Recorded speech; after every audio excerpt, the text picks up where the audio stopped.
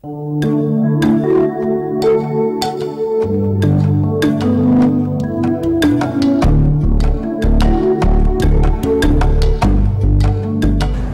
casi imposible imaginar la peruanidad hoy en día, en pleno siglo XXI, divorciada de los aportes de los afroperuanos, aportes tanto en el arte, en las costumbres, en la música, en la comida, etcétera, incluso en la religión. El Señor de los Milagros es el aporte colectivo más importante a la sociedad peruana. En este programa vamos a conocer más sobre los afroperuanos y de este fenómeno nefasto mediante el cual llegan a América y sobre todo al Perú, que es la esclavitud. Fue un proceso que duró más o menos 350 años. ¿Qué cosas nuevas se saben acerca de la esclavitud? ¿Y fue esto solamente maltratos, castigos o hay otro punto de vista desde donde mirarla? Yo soy Paul Vega y esto es Sucedió en el Perú.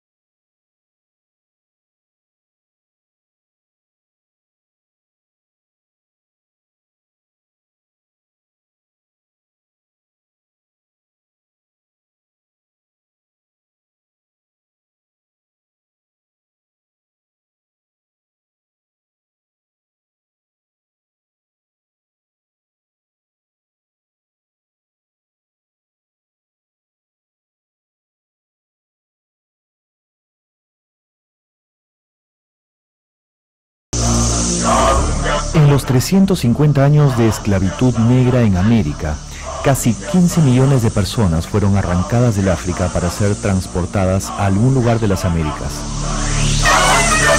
En total, una tercera parte de los africanos fue llevada al Brasil, el otro tercio fue a América Hispana continental y el último tercio fue al Caribe y a los Estados Unidos. En el camino murieron casi 1,5 millones de africanos. Pero vayamos a los orígenes. La esclavitud es tan antigua como el ser humano. Durante milenios, todas las razas fueron objeto de esclavitud, no solamente los negros. La existencia de la esclavitud nace de la práctica de aprovechar la mano de obra de los cautivos en las guerras, a diferencia de la práctica más remota de sacrificarlos. La palabra misma esclavo proviene de la voz eslavo y nomina a pueblos europeos que habitaban desde la actual Yugoslavia hasta Rusia, quienes eran esclavizados por griegos y romanos. Justamente Grecia y sobre todo Roma fueron las primeras sociedades esclavistas de la antigüedad. Para Aristóteles, la esclavitud era la garantía indispensable para que los hombres libres pudieran dedicar su tiempo a la política y buen gobierno de la ciudad. Durante el apogeo del Imperio Romano, los esclavos representaban casi el 40% de la población total. Más adelante, la esclavitud empieza a centrarse en los hombres de África. La raza negra ofrece individuos fuertes, robustos y de buena salud. Desde el siglo XV hasta el fin de la esclavitud a mediados del XIX, la inmensa mayoría de esclavos fueron negros. Los mercaderes portugueses rodearon el África buscando la ruta para llegar navegando a la India. Ellos instalaron factorías a su paso por el continente negro, sin conquistar tierra adentro, sino instalándose en los puertos y obteniendo preferencias para comerciar. Al interior de África, la caza de seres humanos era consecuencia de guerras entre tribus y reinos africanos. Todos los esclavos del África fueron comprados a propietarios locales. Los compradores europeos eran íntegramente dependientes de los vendedores africanos para la entrega de esclavos. Los tratantes de Europa jamás penetraron seriamente más allá de la costa antes del tardío siglo XIX, debido al poderío militar de los estados africanos y la amenaza que las enfermedades representaban.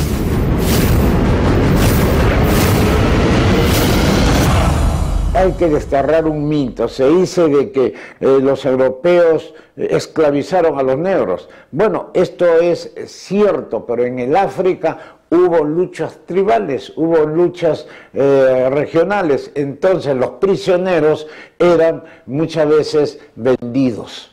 Por eso que las clases de esclavos son no solamente de siervos africanos, sino también en algunos casos han venido reyes. Entonces, en los inicios del tráfico, los portugueses compraban seres humanos para exportarlos como trabajadores esclavizados. Al ver que las primeras plantaciones azucareras trabajadas por negros tuvieron éxito en las islas portuguesas del Atlántico, inmediatamente ampliaron el negocio y trajeron cada vez más negros. El caso peruano es singular porque participamos muy intensamente de la primera fase del comercio negrero y fuimos reduciendo nuestra participación cuando todos los demás lo hacían a gran escala. Al inicio, cuando casi nadie traía esclavos, nosotros, junto con México, éramos los primeros importadores. Luego prácticamente nos retiramos cuando el Caribe, Brasil y las colonias inglesas lideraban las zonas de destino de la esclavitud y los números de esclavos eran inmensos.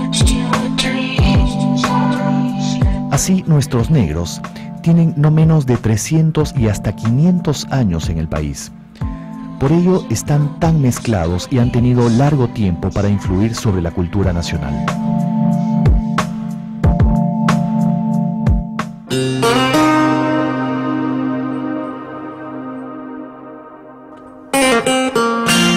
La llegada de los europeos que cruzaron el océano en busca de conquista significó también la presencia masiva de enfermedades desconocidas por los indígenas americanos. Esas nuevas enfermedades eran antiguas en Europa y los conquistadores tenían defensas ya desarrolladas.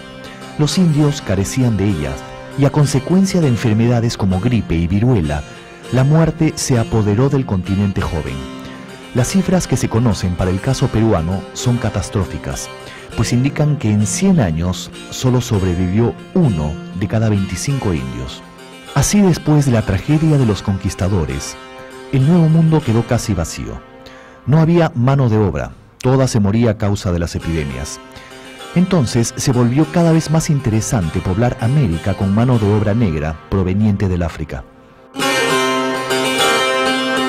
El paso del Atlántico se hacía en barcos especialmente diseñados para transportar seres humanos prisioneros.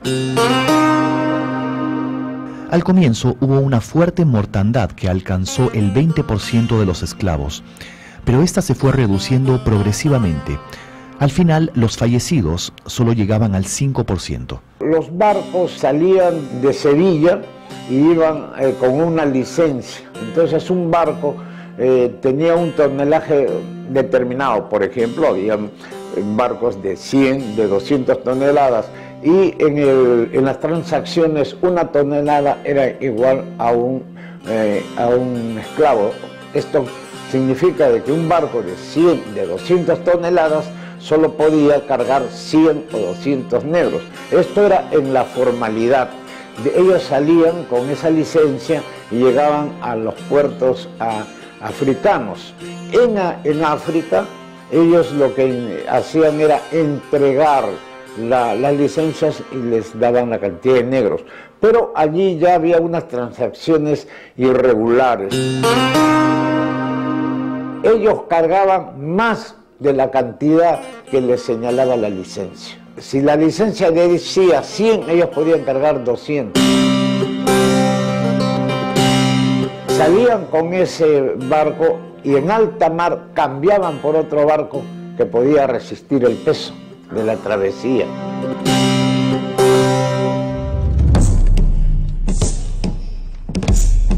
Los esclavos negros empezaron a llegar al Perú por el año 1528, junto a los primeros españoles que desembarcaron en Tumbes. Para entonces muchos esclavos vivían ya en territorio americano, sobre todo en las recientes colonias hispanas del Caribe y Centroamérica. Francisco Pizarro fue autorizado por la corona para traer esclavos africanos, y en los años posteriores estas licencias fueron dándose cada vez más. Eran más hombres, pero también había un contingente de mujeres. No hay que olvidarse que en la capitulación de Toledo se le dice a Pizarro de que deben venir 50 negros y un tercio de ellos deben ser esclavas, o sea, mujeres. Cientos de esclavos fueron introducidos los primeros años de la conquista para trabajar como sirvientes de los primeros conquistadores, guardianes de los ejércitos durante las primeras guerras civiles y también como peones en la construcción de caminos, puentes y demás obras públicas.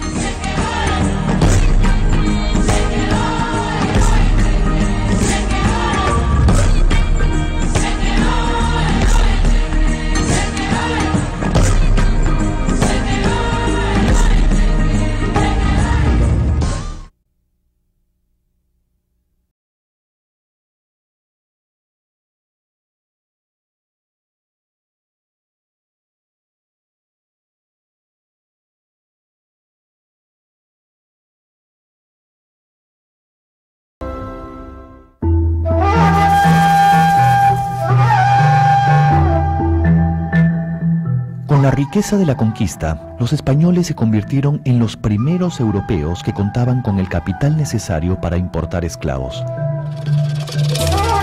Los años iniciales del tráfico atlántico, esos esclavos fueron llevados fundamentalmente a México y Perú. Hernán Cortés traía consigo cientos de esclavos al momento de la conquista de México. Por su parte, casi 2000 esclavos formaban parte de la hueste de Pizarro y Almagro en la invasión del Tahuantinsuyo. Los negros constituían una población sumamente heterogénea y fragmentada, producto de divisiones de todo tipo, étnicas, lingüísticas, de género, laborales, etc. Al negro que nace en África se le llama bozal y al nacido en América criollo. Le decían bozales porque hablaban como si tuvieran un bozal y con voz cavernosa. Entre los negros bozales fue surgiendo una tercera categoría, los ladinos. Estos eran esclavos nacidos en África, pero que ya tenían un tiempo viviendo en América. Se pensaba que los bozales eran mucho más aptos para el duro trabajo agrícola, mientras los criollos se desenvolvían mejor en las tareas domésticas y los servicios urbanos. Según el historiador Carlos Aguirre, la compra-venta de esclavos que se efectuaba en territorio nacional se hacía siempre en presencia de un notario público y muchas veces sin la presencia física de los esclavos, casi como comprar y vender animales hoy en día. Según un acta notarial de la venta de unos esclavos de mediados del siglo XVI, esta decía más o menos así: he vendido 4 negros de como 25 años a 476 pesos cada uno. Dichos negros los he vendido a satisfacción del comprador y con todas sus tachas, buenas o malas, y a usanza de feria, alma en boca, excepto gota coral y mal de corazón, y con la marca que aquí va señalada, y que dicho comprador queda contento y entregado de ellos, renunciando a la acción de redivitoria.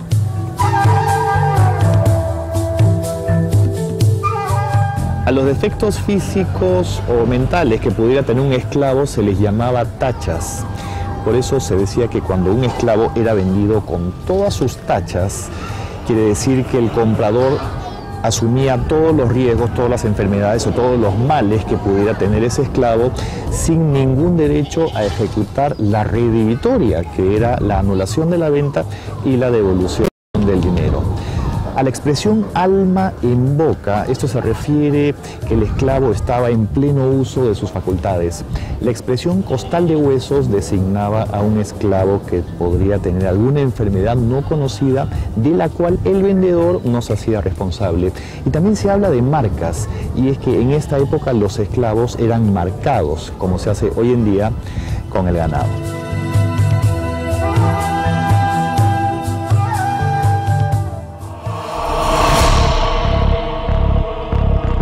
En la época colonial, hasta el Código Carolino, que es el último tercio del 18, se permitía marcar a los esclavos como quien marca el ganado, incluso actualmente, en el sentido de que un propietario de esclavos tenía derecho a registrar su marca en notario, y esa marca es la que un esclavo portaba cuando era comprado. Se ha estudiado casos de esclavos que tienen más de una marca. Se ha registrado con más de hasta 7 marcas, que incluyen los 7 amos sucesivos que tuvo, ¿no? Y cada uno de ellos tenía derecho a marcarlo.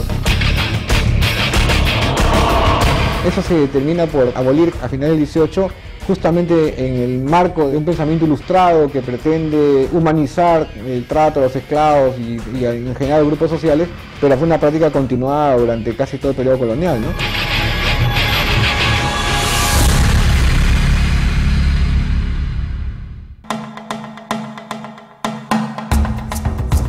Más allá de la compra-venta, los esclavos estaban sujetos a otro tipo de transacciones legales, como por ejemplo el alquiler, la cesión por herencia, la hipoteca, la cesión por dote y el canje. A mediados del siglo XVI ya había unos 3.000 negros en el virreinato peruano. La mitad de ellos se encontraban en Lima. Para la segunda mitad de ese siglo, la demanda de negros se elevó muchísimo en la medida que la producción de plata de Potosí se multiplicaba. El tráfico de esclavos al Perú fue probablemente el más largo e inusual de todos los tráficos negreros a América, debido a que comprendía 2 etapas distintas. Los esclavos salían del África por el Atlántico y eran desembarcados primero en Cartagena de Indias. Luego pasaban a Portobelo, en Panamá. De ahí los llevaban por tierra al Océano Pacífico, donde navegaban rumbo al sur, hacia el Callao. Esta segunda fase del Pacífico tomaba entre 4 o 5 meses, lo cual alargaba el viaje a más del doble del tiempo. El embarque de negros llegaba al Callao y los llevaban a Lima por esta avenida que ahora es la Avenida Colonial.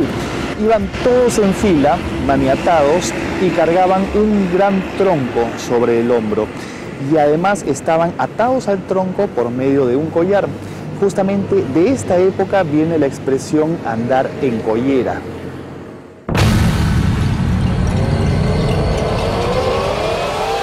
Una vez en Lima, los esclavos eran vendidos por todo el virreinato, desde el Alto Perú y Chile por el sur hasta Quito por el norte.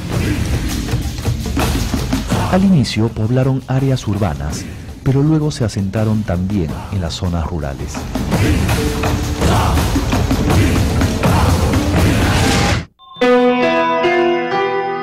Atravesaban el Rímac por el viejo puente de palo que en ese entonces existía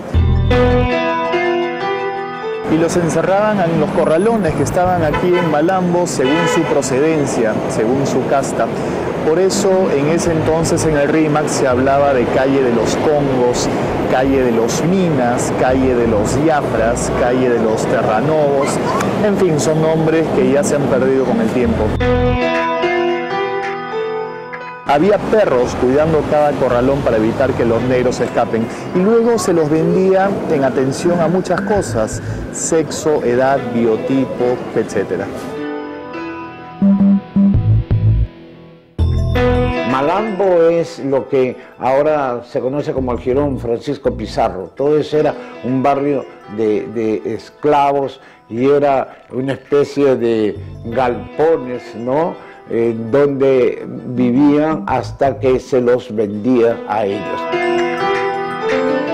El negro entonces, una vez que estaba allí, era sometido a una venta, ¿no?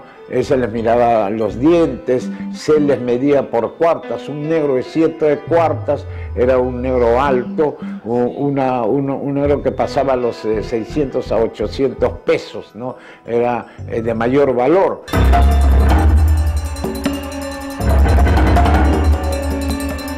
En tiempos de la colonia, Lima era una ciudad con mucho movimiento de gente.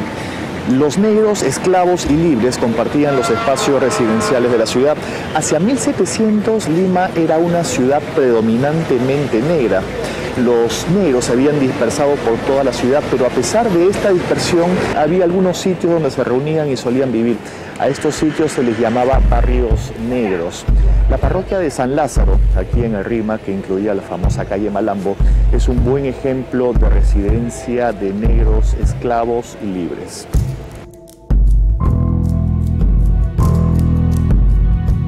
En la sociedad colonial latinoamericana, todas las clases y estamentos tuvieron acceso a la posesión de esclavos negros.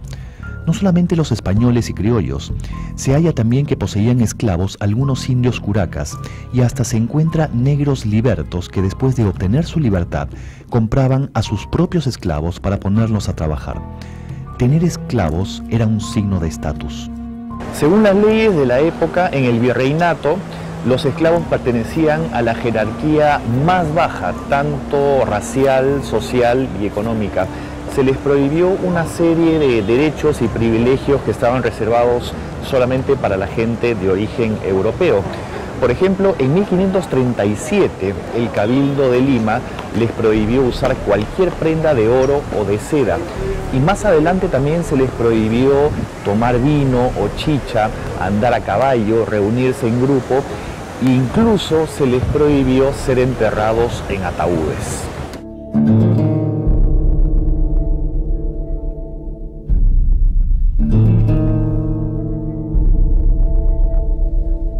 Los esclavos y negros libres tenían prohibido el acceso a cualquier forma de educación formal y en distintos momentos incluso se les prohibió ejercer y hacer práctica de ciertos oficios. En 1551 se les prohibió incluso salir de la casa de sus amos después del toque de queda, portar armas o tener relaciones amorosas con indios o con indias. En 1572 la ordenanza del Cusco prohibía a mulatos y a negros libres también tener casa propia. Como no tenían una personalidad jurídica, en los tribunales y en las instancias administrativas se les trataba como menores de edad.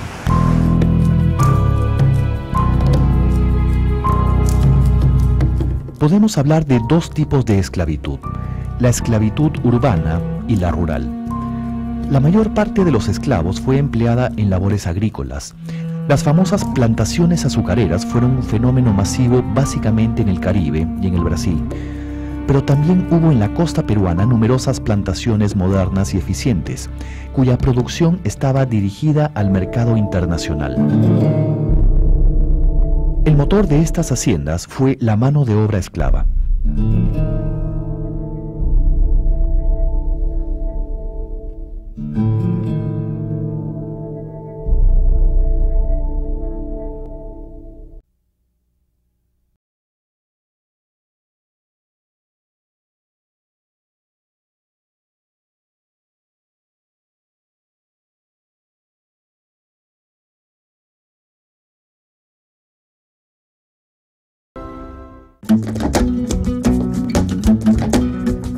En el norte, en los valles de Saña, Jequetepeque, Chicama, etc., se formaron importantes núcleos de haciendas. En Saña y en el actual departamento de Lambayeque hubo plantaciones muy eficientes que exportaban al mercado internacional. Estamos en estos momentos en la antigua villa Santiago de Miraflores de Saña, que fue fundada en el año 1563. Esta era una antigua ciudad, acá está uno de los templos, La Merced. Había en esta ciudad 7 templos. Fue fundado este lugar con 42 españoles que trajeron esclavos desde el África. Y la construcción de todos estos templos fue con mano de obra de esclavizados e indígenas también. En 1720 todo este lugar se inunda a consecuencia de un fenómeno del Niño. La antigua Saña desaparece y los españoles migran a otras ciudades. Como Trujillo, Lambayeque, etc. Y quienes levantaron la ciudad fueron los afrodescendientes. Fueron ellos los que se quedaron y los que levantaron la ciudad de Saña, ¿no? Como los españoles migran a otros lugares, los negros que construyen la nueva Saña mezclan la cultura afroperuana y la hispana y recrean una rica tradición artística y musical que se traduce en cantos, décimas y un baile muy especial que se cultiva hasta ahora.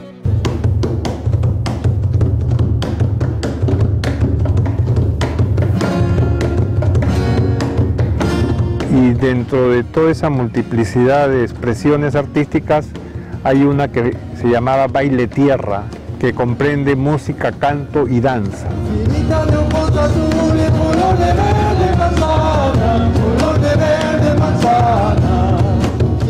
Gracias al entusiasmo de todo el pueblo de Saña y sobre todo al ímpetu de Lucho Roca y Sonia Arteaga, fundadores del Museo Afroperuano de Saña e incansables conservadores de tradiciones, el baile tierra y muchas manifestaciones culturales originarias se preservan y recrean en esta antigua villa.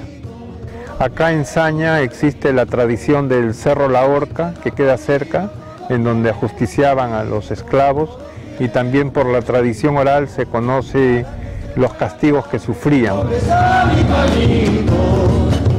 Y aquí se ha construido el Museo Afroperuano de Saña, en que se ha logrado reconstruir, recrear las formas antiguas de torturas como el cepo, y también están los grilletes, que son réplicas de los cepos que habían en la hacienda San José en Chincha. Bueno, estamos en la sala de arte, la denominamos así. Lo que exhibimos son diversidad de instrumentos musicales que fueron recreados en el Perú y en algunas partes de América para hacer la música.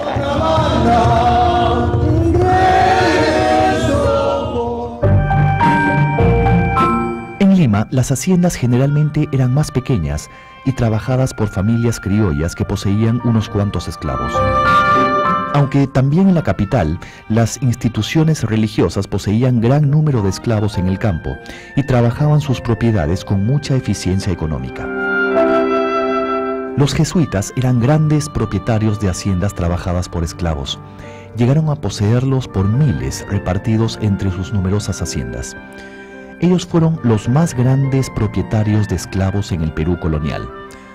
Al ser expulsados de España y sus colonias en el siglo XVIII, sus propiedades se desorganizaron y cayó el rendimiento, pero otras órdenes mantuvieron su poderío hasta el final. Esta es la antigua Hacienda Villa, aquí en el distrito de Chorrillos. Hoy es la Universidad San Juan Bautista. Esta hacienda perteneció a la orden de los jesuitas desde mediados del siglo XVII. Era una de las propiedades rurales más importantes de esta orden, y eso lo notamos por la arquitectura que queda, la antigua casa hacienda con sus amplios corredores y arquerías, y la imponente iglesia de un sobrio estilo neoclásico. En 1767 los jesuitas fueron expulsados y todas sus propiedades fueron confiscadas por la corona. En este sitio hubo mucha mano de obra esclava. En 1834 Flora Tristán visitó este sitio y se quedó impresionada por la cantidad de esclavos que aún había aquí. Los esclavos desempeñaban distintas funciones dentro de las haciendas.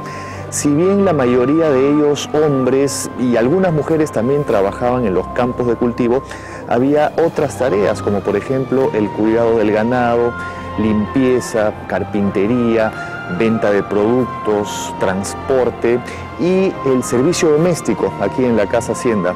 Eran jornadas laborales agotadoras, muy intensas. Pero el grado de abuso variaba según muchos factores, según el sexo, según la edad, según el tipo de trabajo que tuvieran que hacer, según las estaciones agrícolas, etc.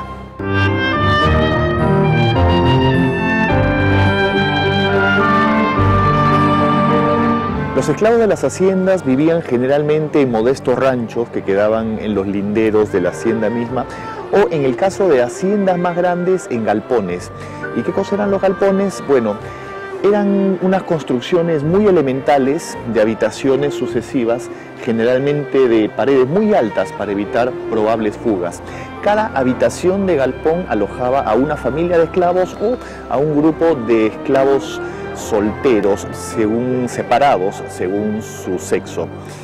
Ahí pasaban las pocas horas de descanso que tenían al día eran siempre encerrados bajo llave y estaban siempre vigilados por un funesto personaje que se llamaba alcalde de Galpón.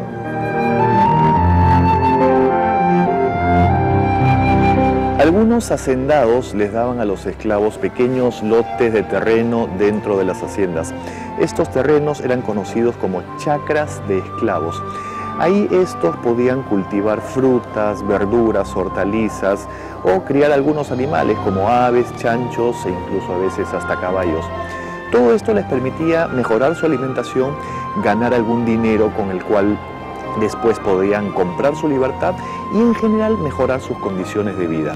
Los esclavos con chacra, se pensaba, eran menos propensos a planear su fuga y a estar pensando en actividades que no tuvieran nada que ver con la férrea disciplina de la hacienda. Los esclavos que pertenecen a las haciendas de los jesuitas tienen un trato diferente al resto de los esclavos rurales. Los jesuitas otorgaban una chacra para el esclavo y su familia. Ahí pueden sembrar hortalizas, criar animales y tienen permiso para ir a la ciudad a vender esos productos. Hay otra vía que es la libertad graciosa, que es cuando el dueño del esclavo decide darle la libertad gratis. Muchas esclavas que habían sido amas de leche se ganan la gratitud de sus amos consiguiendo a veces su libertad como recompensa. Como algunos sostienen, el castigo corporal era la base de la relación amo-esclavo. No solo eran los azotes, sino también el aislamiento en celdas, uso de cepos y demás castigos. La experiencia que uno puede encontrar en los archivos es que los esclavos de zonas rurales hacen todo lo posible para ser vendidos en la ciudad, ¿no? Lo cual es un indicador de que en ella pueden tener condiciones de vida mucho más favorables, ¿no? A los negros fugados de las haciendas se les llamó cimarrones. Los negros se escapaban en grupo a construir una nueva vida y tienen que construir una sociedad fuera del sistema legal. El palenque era el lugar donde se asientan, ya sea una casa o aldea. Allí tienen que aprender a vivir solos, autosuficientes, construían sus chozas, algunas huertas y criaban sus animales. Construyen familia junto a mujeres y niños.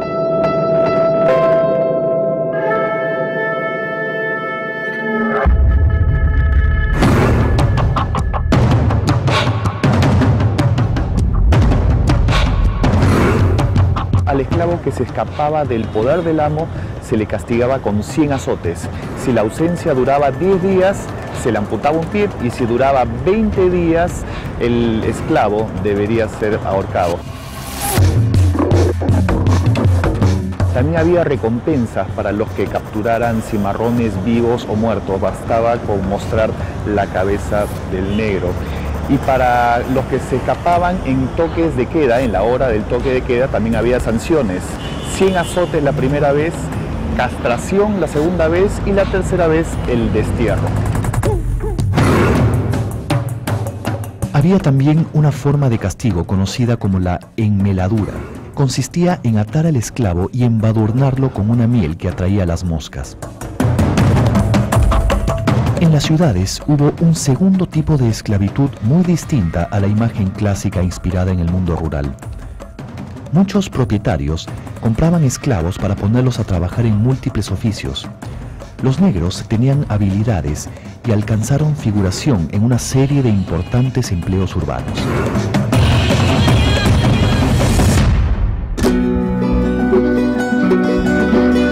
Por ejemplo, se hallan negros pintores, escultores de sillas de madera, retablos, albañiles, carpinteros, ebanistas. También estaban los cocineros y cocineras de dulces y alimentos. Los famosos pregoneros que paseaban las calles de la capital ofreciendo sus productos. Pancho Fierro nos dejó famosas acuarelas que han inmortalizado a estos ambulantes coloniales. Aparte de estas ocupaciones, los negros se dedicaban a un sinnúmero de trabajos. Por ejemplo, cargadores de bultos en el mercado, aguadores. Los aguadores formaban un gremio muy fuerte. Los días miércoles ellos se dedicaban al extraño oficio de matar a los perros vagos de la ciudad. También estaban los balancineros, los hacheros, los lacayos, la leñatera, el carretonero, la pescaufritera, entre muchos de los curiosos oficios que ejercían los negros.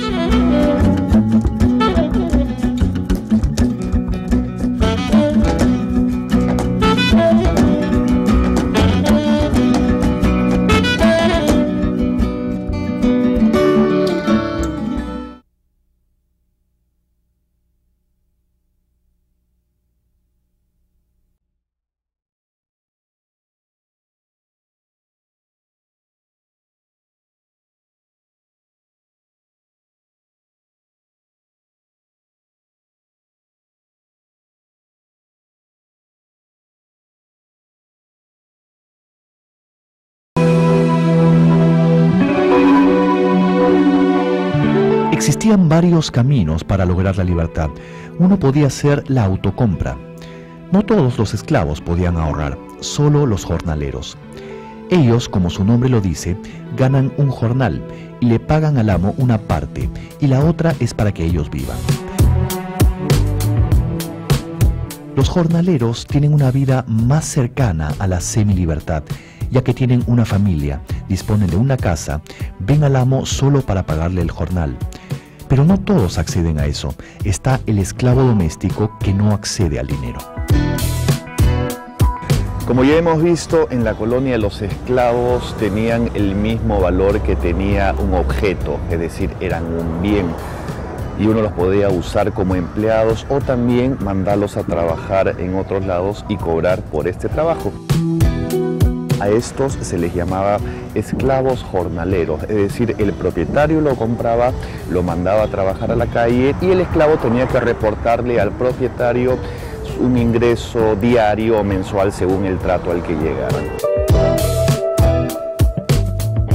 Para entender más o menos la figura, es como comprar un carro hoy en día, ¿no es cierto? Uno va, compra un carro, por ejemplo, por aquí, lo pone a trabajar como taxi y recibe un ingreso diario o mensual. Es una comparación cruel y totalmente inaceptable en nuestros días comparar a un ser humano con un carro, pero en la época de la colonia, en la época de la esclavitud, las cosas eran así.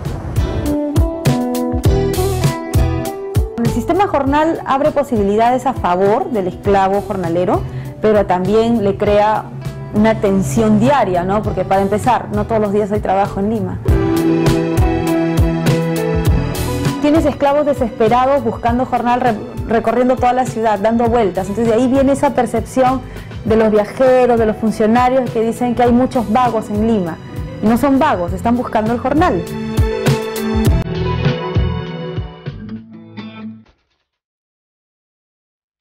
La esclavitud femenina es todo un mundo que recién se está empezando a descubrir.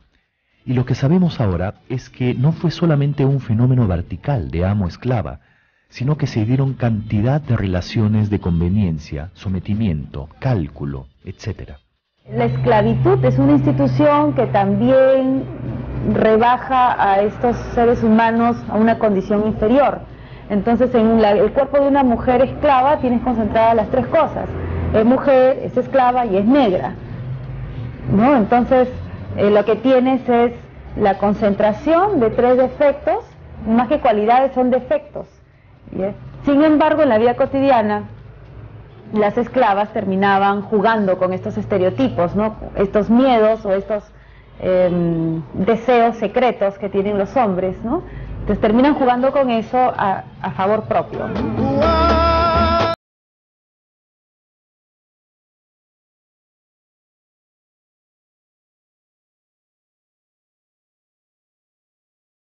Afro-peruano que queda en el centro de Lima, aquí en el Jirón Ancash. Esta bien pudo haber sido una casa donde había esclavos.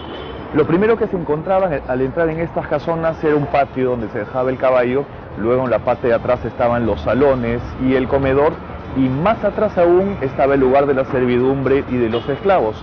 El lugar de los propietarios, de los señores propietarios, estaba en el segundo piso.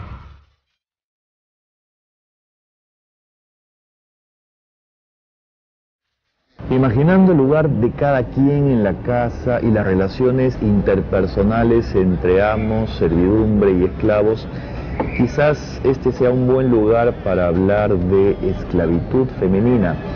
Vamos a hablar de un caso encontrado por la historiadora Maribel Arrelucea. Se trata de Josefa Escalante, una esclava negra que demandó a su amo por sevicia. ¿Y qué cosa era sevicia? Se le llamaba sevicia al castigo que se infringía con demasiada severidad. Bueno, ella demandó a su amo en primera instancia por sevicia, pero luego cambia el argumento, diciendo que su amo le había prometido liberarla a cambio de tener relaciones sexuales. Y ella, mujer débil y casi blanca, aceptó. Ojo con los términos mujer débil y casi blanca. Es curioso porque es la forma en que ellos mismos se veían y eran vistos por los demás. ¿Acaso tengo sembrado en otro huerto? Al final ella logra en los tribunales que el amo le baje el precio y la venda en otro lugar. Lo curioso es que el propietario no reclama la devolución de los jornales, porque si bien ella está en juicio, era su deber seguir aportando, seguir pagando. Bueno, ella no solamente no lo hace, sino que además le devuelven todos sus bienes. ¿Qué cosas habría hecho el propietario que no era capaz de reclamar nada? ¿Acaso tengo sembrado en otro huerto? Pero estos no son los únicos casos. También los hay de muchos maltratos físicos y psicológicos. Se sabe de casos de violencia con hematomas y todo, que al ser denunciados, las autoridades son indiferentes y casi cómplices de los represores y devuelven a sus hogares a las mujeres al lado de sus propietarios.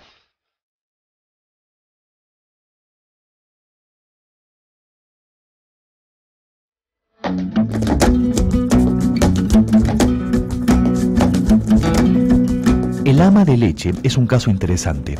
Al comienzo era un oficio muy demandado. Más adelante, muchos ilustrados atacan esta figura en el Mercurio peruano.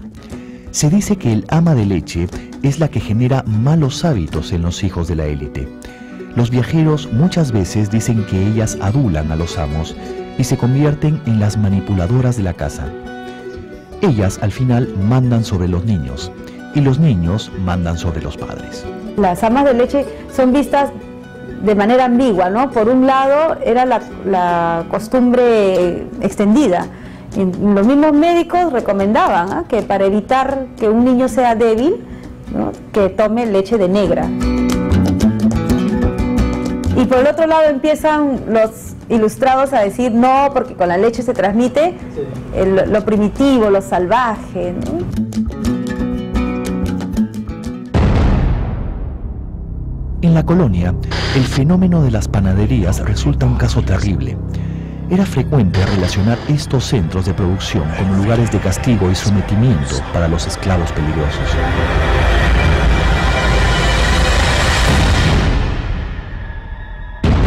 Las panaderías aparecen en Lima en el siglo XVI, eran como hoy centros de producción, pero también a veces eran utilizadas por sus propios propietarios y por el Estado para recluir ahí a los delincuentes peligrosos. Tanto así que la legislación de la época establecía que las panaderías tenían que estar alejadas del centro de la ciudad por dos motivos. Primero, porque producían malos olores y eran muladares, y en segundo lugar, porque ahí estaban concentrados todos los delincuentes y malvivientes de la época. Era muy común que un amo amenazara a su esclavo que se fugaba o que no obedecía con llevarlo a una panadería. Y también cuando la Real Audiencia capturaba a un delincuente que había cometido un delito grave, como por ejemplo asesinato o violación, ¿a dónde lo llevaba? A la panadería.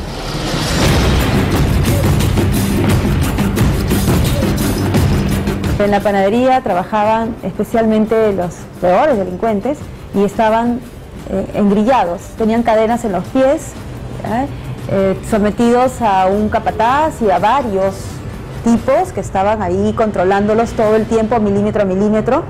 Trabajaban desde las 6 de la tarde hasta la madrugada, horario corrido, los hacían descansar en cualquier sitio, entre los sacos de harina, de los granos, y después nuevamente trabajar. Entonces era un sistema, como se dice en un documento de la época, era el infierno, ¿no? Tan temido como las haciendas fuera de Lima.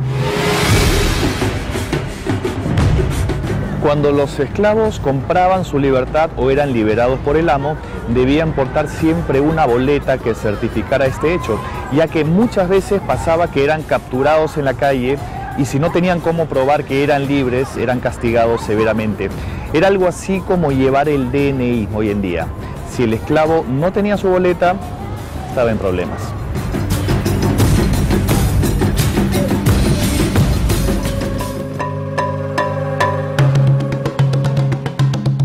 A diferencia de la hidalguía, donde el hidalgo se le considera como tal porque lo había engendrado su padre, que era hidalgo, la esclavitud se transmitía por vía materna. Si la madre era esclava, el hijo nacía esclavo, ya que el vientre hacía al esclavo. La sociedad colonial peruana era partidaria de una vía para el ascenso social a través del proceso de blanqueamiento. Es decir, era mejor vista una mulata que una negra, y hasta una zamba antes que una negra retinta.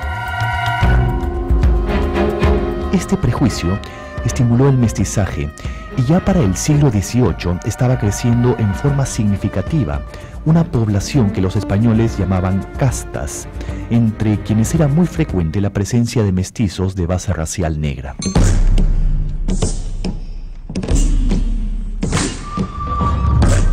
En 1780, Túpac Amaru liberó a los esclavos y realizó un notable llamamiento a la unidad e integración de todas las razas para fundar un nuevo país. Su llamado quedó sepultado con la derrota y ajusticiamiento del curaca de Tinta, pero le corresponde el mérito de haber proclamado por primera vez en forma explícita la libertad de todos los esclavos.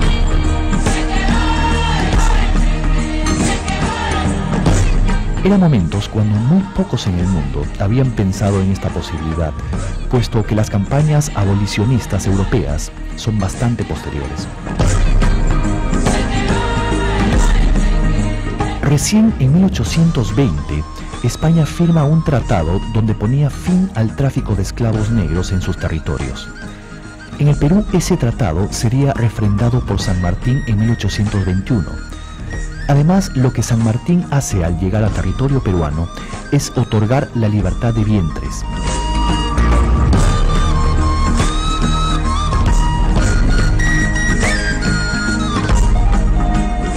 Cuando el mariscal Ramón Castilla decretó la libertad de los esclavos en 1854, quedaban 25.000 esclavos y muchos eran viejos, porque la trata internacional se había interrumpido 20 años atrás. Castilla pagó a cada propietario 300 pesos del erario nacional por esclavo liberado. Era la época del guano. Con ese dinero, la mayor parte de los amos trajeron chinos culíes como nuevos trabajadores rurales para reemplazar a los africanos. Entonces, el decreto de Castilla no produjo una verdadera reforma social en el espacio peruano. Sin embargo, a partir de ese momento, la población de origen racial africano tuvo mayores oportunidades para influir en una diversidad de géneros y definir así la naturaleza de un país multirracial y multicultural como es el Perú. De esta forma, Castilla y los liberales que lo impulsaron a decretar la libertad de los esclavos pueden no ser los personajes cruciales de esta gesta, pero lo suyo ha quedado en la leyenda y en el imaginario colectivo. Se ha fundido la tradición del patriota indómito que fue Castilla con la larga epopeya de la libertad de los negros.